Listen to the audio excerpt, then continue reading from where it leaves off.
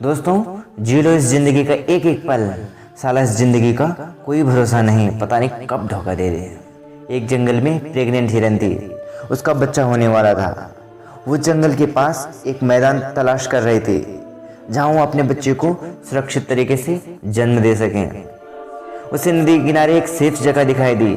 वो वहां जाके अपने बच्चे को जन्म देने वाली ही थी कि अचानक जोर से बादल गरजे और थोड़ी दूर जंगल में बिजली गिरी और वहां आग लग गई।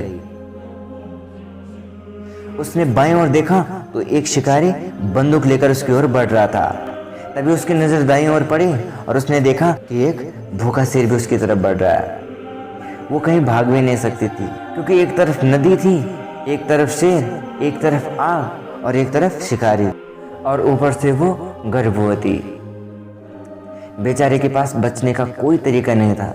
चारों तरफ से दुख और मौत उसकी साफ दिख रही थी और हिरनी ने आंखें बंद की और प्रार्थना करने लगी कि हे भगवान, किसी भी हाल में मेरी मदद कर और मेरे बच्चे की रक्षा कर। और तभी ऐसे चमत्कार हुए कि शिकारी हिरन को घास में पड़े होने के कारण उसे देख नहीं पाया और शेर को देखकर उसी पे गोली मार दी।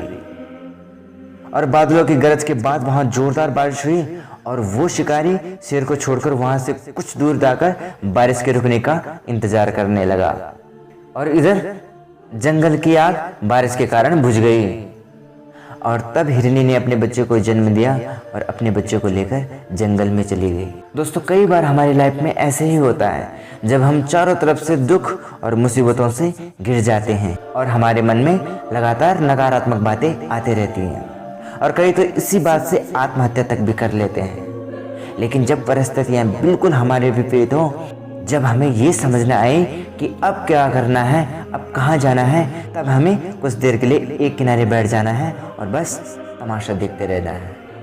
और तब हमारे पास एक ही उपाय बचता है, प्रार्थना, सकारात्मक बातें। बस चुपचाप बैठकर तमाशा देखो और प्रार्थना करते जाओ।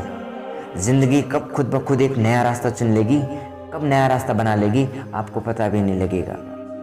और जैसे आग में जलकर सोना और भी निकल जाता है, चमक ला जाता है, वैसे ही तुम दुखों से पार पाकर और भी खुशहाल जिंदगी जीना शुरू कर दोगे।